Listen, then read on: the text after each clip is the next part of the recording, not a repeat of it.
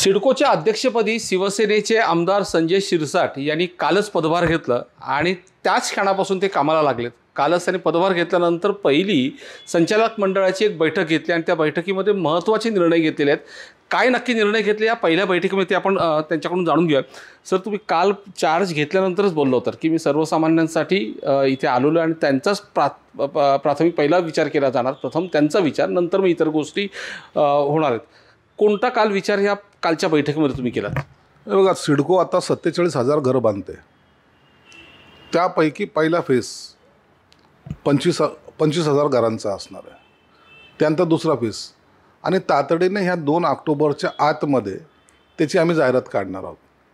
म्हणजे ज्याला घरं घ्यायची त्यांनी ते फॉर्म भरायचा प्रोसेस सुरू होईल 2 तारखेच्या नंतर आणि त्याचा जो कालावधी आहे त्या कालावधीमध्ये त्यांनी फॉर्म भरायचे। आणि सर्वात महत्त्वाचं प्रथमतः आम्ही असे काही एक निर्णय घेतो आहे की आयुष्यामध्ये एक सर्वसामान्य माणूस पहिल्यांदा एक घर घेतो ना, तर त्याला त्याची चॉईस असली पाहिजे। ड्रॉमध्ये कुठे निघेल कसं निघेल माहीत नाही, कोणत्या बिल्डिंगमध्ये असेल, या बिल्डिंगमध्ये ABCD असे काय बिल्डिंग्स असतात त्याच्यामध्ये कुठे असेल ते तर माहीत नसतं, म्हणून त्यांना लोकेशन पाहता येईल आणि त्याच्याकडून आम्ही चॉईस मागतो आहे।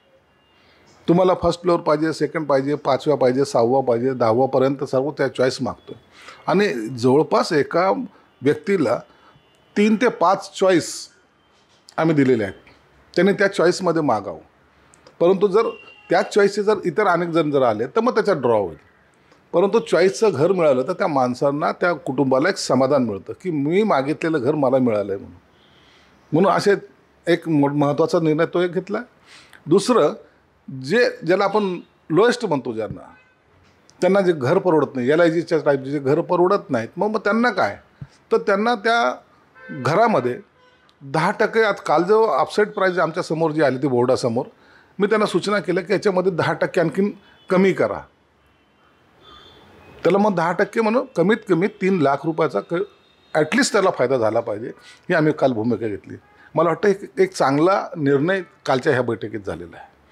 दुसरा निर्णय जो घेतलेला आहे की सिडकोबद्दल काही लोकांचे गैरसमज आहेत, ते एखादा जर प्रोजेक्ट करत असेल, जसं 70 एकरची जागा कुणाला द्यायची किंवा नवीन डेव्हलप होणार आहे, मग कोणतरी बिल्डरच्या घशात घातला असं म्हणतात, मग त्याचं तो नेमकं प्रपोजल काय आहे हे लोकांना समजलं पाहिजे की हे काय करणार आहेत, त्यांनी जागा कशी घेणार आहेत किंवा कशी देणार आहात।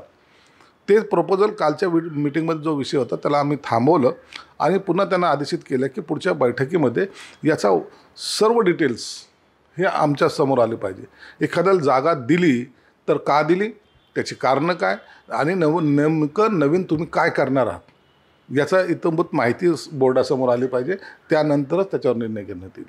म्हणजे वाव नको चर्चेला, मग भ्रष्टाचार झाला, मग असं झालं, हे जे काही लोक म्हणजे इतरांचे आरोप होतात त्या आरोपापासून आपण वेगळं राहिलं पाहिजे। करायचं तर छातीठोकपणे करा, लोकांना कळू द्या आणि उघडपणे करा, म्हणजे त्याच्यावर तुम्हाला लोक काय करतात हे कळाल्यानंतर तुम्हाला तुमच्यावर आरोप प्रत्यारोप होणार नाहीत।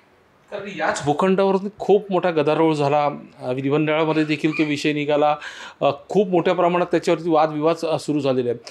या निर्णयाच्या नंतर कालची आपण घेतलेल्या भूमिकेनंतर सिडको कशा प्रकारचं डिसिजन त्याच्यावरती घेण्यात तात्काळ ती सगळी यंत्रणा थांबवली? नाही, काल थांबली ना, काल बोर्डामध्ये प्रस्ताव मी थांबवला ना। बोर्डामध्ये जेव्हा विषय पत्रिकेवर आला तर मी थांबवलं आहे, त्यासाठी विषय चांगला आहे पण मांडणी बरोबर नाही केली, लोकांनी आरोप केलेत। मग आरोपामध्ये आपण एखाद्याला भूखंड द्यायचं का, तर नाही। आपण त्याचं सर्व जोपर्यंत समाधान होत नाही, लोकांपर्यंत जात नाही, लोकांचे सजेशन ऑब्जेक्शन येत नाही, तोपर्यंत त्याला काही डेव्हलप करू नये असं माझं मत होतं, म्हणून कालच्या विषयात तो थांबवला आम्ही। म्हणून गैरसमज लोकांमध्ये नको, ही माझी प्राथमिकता आहे। जसं सर्वसामान्याचं आहे तसं डेव्हलपमेंटच्या बाबतीमध्ये सुद्धा माझी ती प्राथमिकता असणार आहे। काल आपण पाहिलं की पदभार स्वीकारल्यानंतर संजय शिरसाट यांनी म्हटलं होतं की मी सर्वसामान्यांसाठीच काम करेन आणि त्याच पद्धतीचे निर्णय काल महत्त्वाचे 2 निर्णय जे होते, एक वादग्रस्त होतं म्हणजे ते मधल्या ऐरोलीमधल्या भूखंडाच्या बाबतीत, ते देखील त्यांनी प्रस्ताव थांबवलेला आहे आणि दुसरं म्हणजे सर्वसामान्यांच्या घराच्या बाबत त्यांनी एक महत्त्वाचा निर्णय घेतला आहे, ती म्हणजे या सर्वसामान्यांसाठी नवरात्रीमध्ये दसऱ्याची भेटच असणार आहे। Cameraman Anees बाबरसह Vinay Mhatre, NDTV Marathi, Navi Mumbai.